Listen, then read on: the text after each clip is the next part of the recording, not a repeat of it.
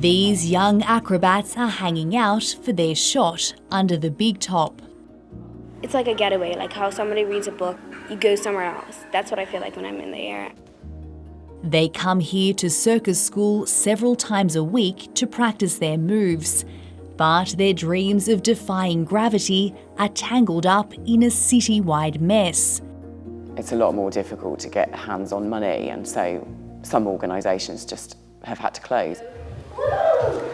There we go. Kim Wildborn has been running the circus school in Birmingham for 15 years. She relies on council funding to provide classes for students who can't otherwise afford them.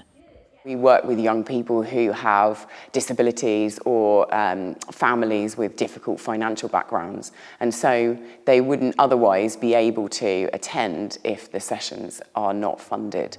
We don't really know what the future of those things are going to be. In September, Birmingham declared itself effectively bankrupt. To claw back money, council funding for the arts will be scrapped entirely over the next 2 years. And it's not just the arts in the firing line. There's just a myriad of cuts that are coming. Brummie local Jez Collins has started a campaign to fight against the measures, which aim to save $600 million over 2 years. There's going to be cuts to things like street lighting, for example, so they're going to turn the lights on or off a bit later to save energy, to save costs. There's things like the rubbish bins, personal household rubbish bins will be collected fortnightly instead of weekly. Street cleaning, they're going to get dirtier, they're going to be cleaned less often. The public bins will overflow with rubbish. There's going to be cuts in terms of things like street wardens. There's going to be real impactful measures. Youth services is going to be cut to the bone. The cuts will also see 25 of the city's libraries close. We don't really know what the outcome will be in 2, 3, 5 years' time, but we do know it's deep and it's going to be lasting. It's going to have a generational impact on this city.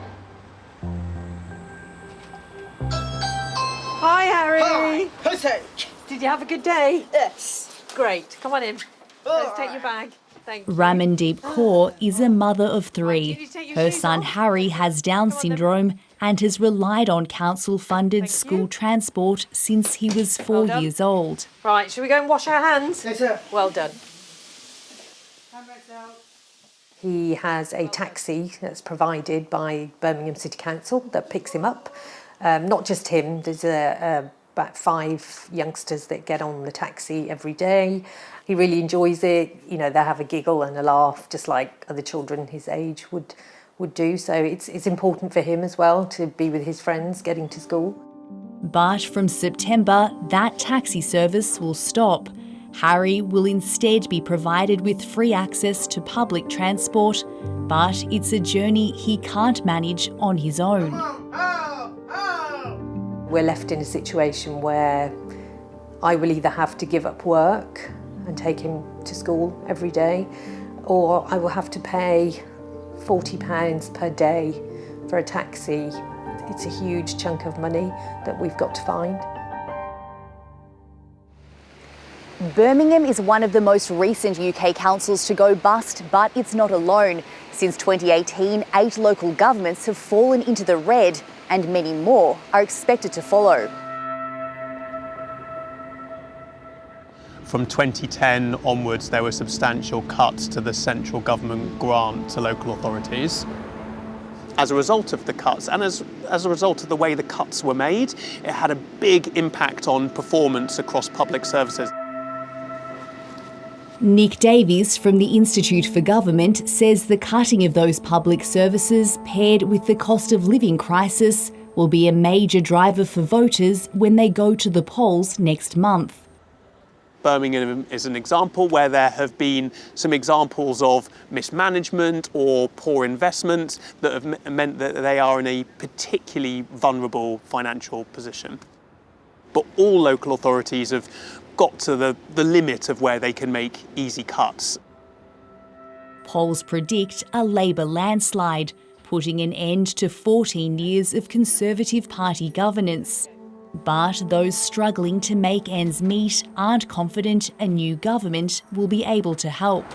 In you go.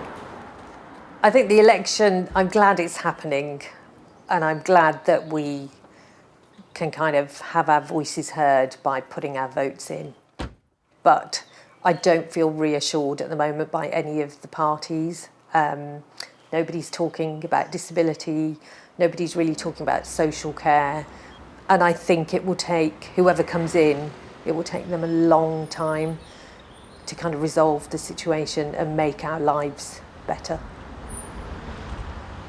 This particular Conservative government have been extraordinarily brutal on many, many fronts and seem to have no embarrassment about driving their second largest city into a grave for the next 2 generations. Nina Barbosa is a youth mental health worker with the National Health Service. She says the issues in the city won't be fixed overnight. This is the second largest city in the 6th richest country in the world, and we have rampant poverty. This is absolutely appalling, and this was before any of these cuts started. In a statement, Birmingham City Council apologised for the unprecedented spending cuts and said the combination of austerity and underfunding left local authorities facing the biggest budget challenges in living memory. The mess that public services are in at the moment has taken years to get into, in some cases decades, and sadly it's going to take many years to get out of as well. But for locals like Jez, there's hope. Things will improve. I'm really frustrated about what's going on. I'm upset by it, but the other side of that is I think I'll just keep fighting, keep doing the things I do. Sometimes, great art comes out of adversity, so we might see a renaissance. That's what I'm hoping for.